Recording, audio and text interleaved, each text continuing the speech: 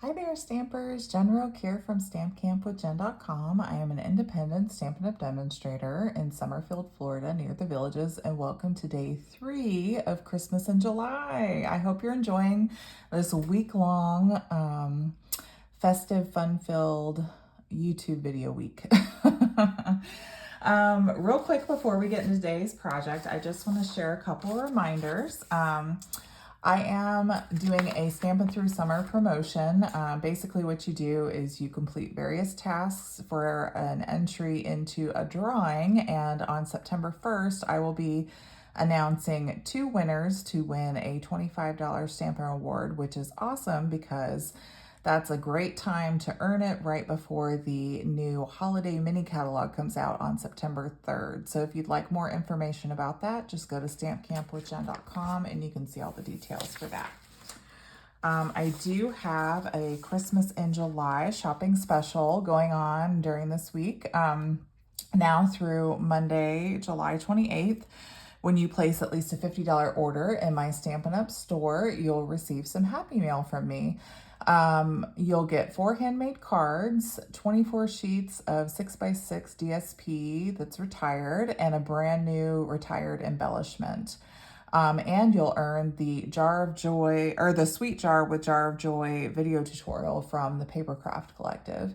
If you double your order at $100, you'll get double the cards, so 8 handmade cards, double the DSP, that's 48 sheets of 6x6 DSP, 1 embellishment, and the tutorial. And then if you triple it and go up to $150, you'll get triple the cards, so that's 12 handmade cards, triple the paper, that's 72 sheets of DSP, 1 embellishment, and the tutorial. So that offer's good now through July 28th, okay?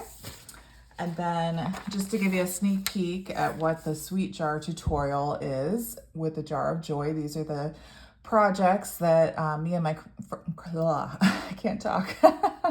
These are the projects that me and my crafty friends came up with for this month. You can earn it for free through any of us when you spend at least $50 in our online store. And this is the card that I made. It's a little gift card holder for the tutorial. So that's a little sneak peek of that. And then if you're enjoying Christmas in July and you want even more Christmas crafting, join me for my Christmas craft retreat. Melissa and I have paired up to work on projects for this retreat. I have an in-person option where we will be gathering together October 10th through the 12th at Luther Springs near Gainesville, Florida. It's 3 days, and your registration cost includes all of your meals, your lodging, and your retreat goodies and projects, okay? If you can't join us in person, I do have an at-home option, and all the details for that are in the description below this video, okay? I hope you can join us. September 1st is the last day to register, okay?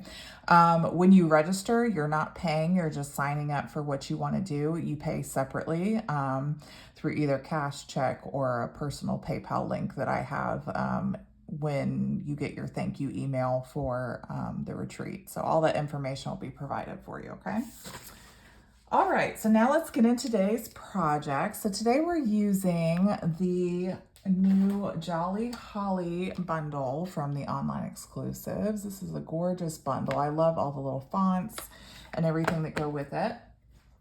So this bundle does include a hybrid embossing folder, which is really cool. So this Holly embossing folder, you can actually cut and emboss at the same time, which is pretty cool. But today we just embossed, but I love this whole bundle. It's a great addition for your Christmas crafting, okay? So I did use the Take a Bow Designer Series paper, which is retired now. It's no longer available, unfortunately, but I'm sure you have something similar in your craft stash that you can use.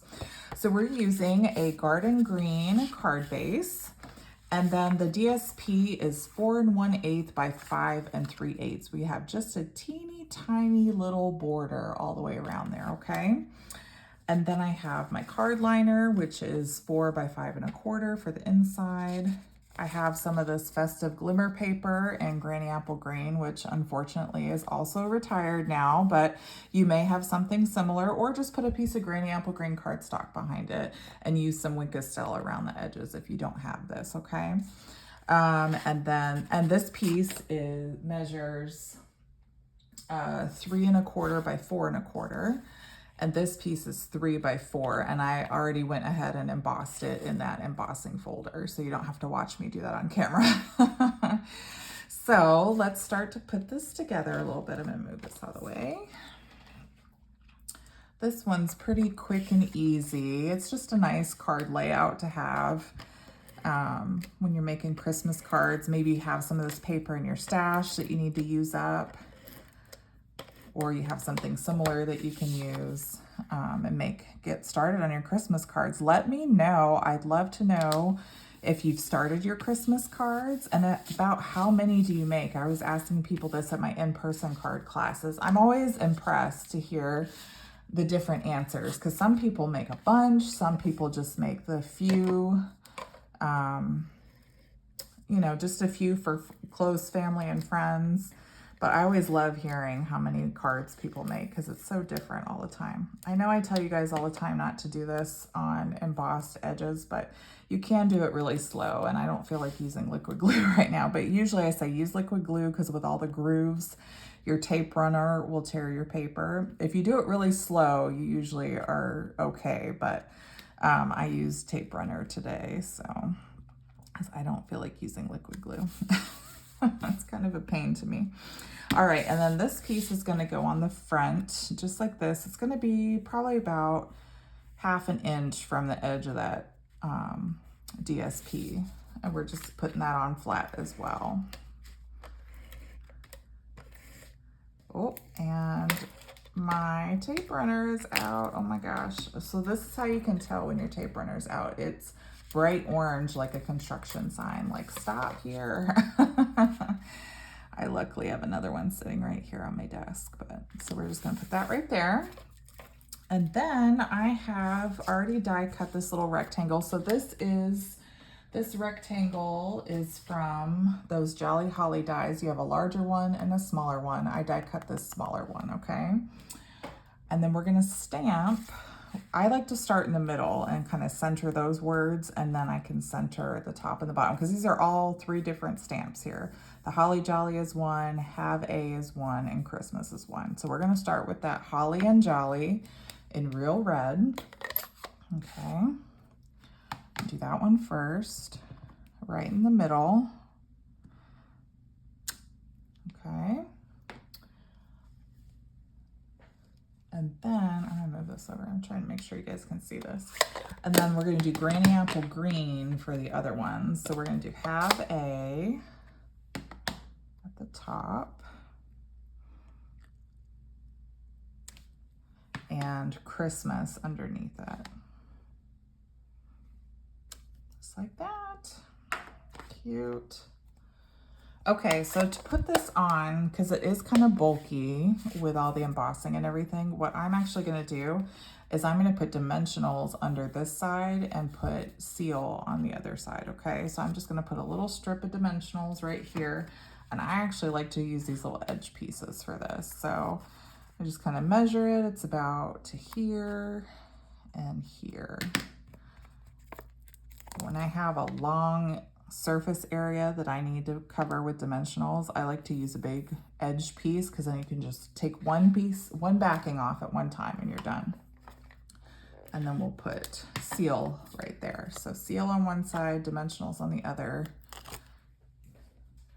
And then we're just going to kind of put it about 1/2 inch, about 1/2 inch is gonna come off at the side, and then you want to center it from top and bottom right there. And that's actually pretty flat because we have all those layers and it's embossed. So that's like the perfect way to get it to lay flat. Okay, now for our peppermints, we need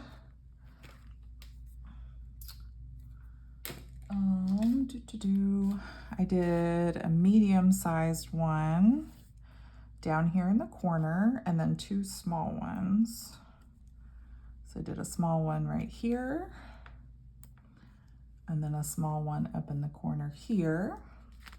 And then all we need to do, you can stamp something on your liner if you want to. I am just going to put this in my card, though I left it pretty empty, but there are a lot of nice sentiments in that stamp set. I probably could have stamped the inside. You could have put bright and happy Christmas wishes, or may the spirit of the season bring you hope, happiness, and love. There's lots of nice sentiments that you could put on the inside, but I leave mine blank a lot of times on the inside here. So, and that is it. That is a quick project for today. I really hope you enjoyed it. Like I said, please give me a thumbs up and let me know in the comments what you think of today's project. And also don't forget to let me know. I want to know, how many cards do you make for Christmas, and have you started your Christmas cards? So, all right. Well, tomorrow, day 4, will be with Melissa again on her YouTube channel. Remember, she's the Stamping Ninja. You can find her on YouTube. If you haven't yet, join my email list, and you'll get an email each day of Christmas and July with a button that you can click to go right to every day's project. Okay. All right. Well, I will see you back in a couple days. Be safe and happy stamping. Bye-bye.